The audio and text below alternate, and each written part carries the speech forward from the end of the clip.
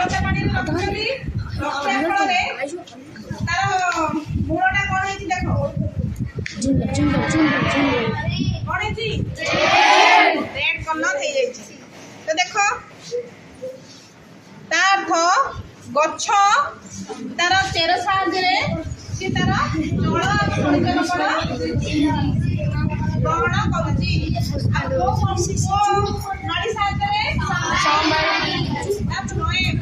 Phloem ସାହାଯ୍ୟରେ ସେ ତାର ଜଳ ଆଉ ଖଣିଜ ଲବଣ ସେ ପ୍ରତ୍ୟେକ ପତ୍ରଟାକୁ ନେଇକି ପହଞ୍ଚୁଛି। ଆଉ ଠିକ ସେମିତି ଖାଦ୍ୟ ମଧ୍ୟ ସେ ଆଣିକି ଯୋଗାଉଛି। ଖାଦ୍ୟ ମଧ୍ୟ ପାଇସାରିଲା ପରେ ସେ ସବୁବେଳେ ଫ୍ଲୋଏମ୍ ସାହାଯ୍ୟରେ ସେ